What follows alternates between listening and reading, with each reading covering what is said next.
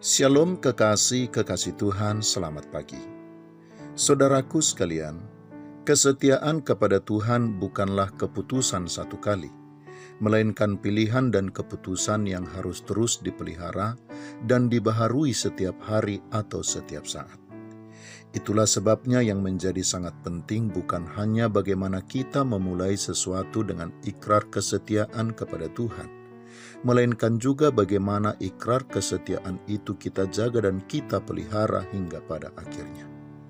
Sebab Tuhan tidak hanya melihat bagaimana setiap kita memulai perjalanan iman kita, tetapi juga melihat bagaimana kita tetap berjalan bersamanya hingga pada akhirnya. Itulah sebabnya kekasih Tuhan seringkali dikatakan bahwa lebih penting mengakhiri perjalanan dengan setia daripada memulainya dengan gemilang atau dengan kesetiaan yang menggebu-gebu.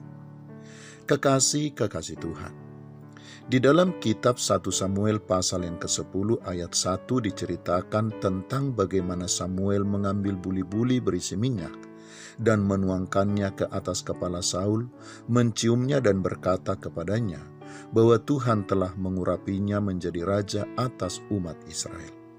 Saul diberi hak untuk memegang tampuk pemerintahan atas umat Tuhan.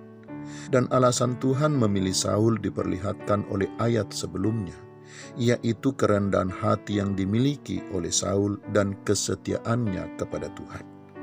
Di dalam kitab 1 Samuel pasal yang ke-9 ayat yang ke-21 dituliskan jawaban Saul kepada Samuel. Saul berkata, "Bukankah aku seorang suku Benyamin, suku yang terkecil di Israel? Dan bukankah kaumku yang paling hina dari segala kaum suku Benyamin? Mengapa Bapa berkata demikian kepadaku?"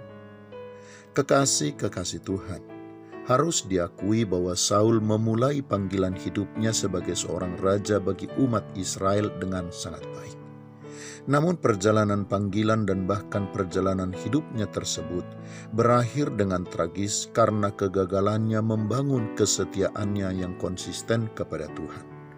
Saul memang memulai perjalanan dan panggilannya sebagai orang yang setia, tetapi gagal menjaga dan memelihara teguh kesetiaan itu hingga pada akhirnya. Dan karena itulah akhirnya ia ditolak oleh Tuhan menjadi raja atas umatnya. Ia harus turun dari tahtanya dan bahkan pilihan Allah yang sempurna atas hidupnya menjadi gagal. Dan kisah Saul tersebut kekasih Tuhan hendak mengingatkan kepada kita bahwa awal yang baik tidak menjamin akhir yang baik. Karena itu kita harus mengakhiri segala sesuatu dengan baik, sebagaimana kita memulainya dengan sebaik-baiknya. Selamat pagi, Tuhan Yesus memberkati. Shalom.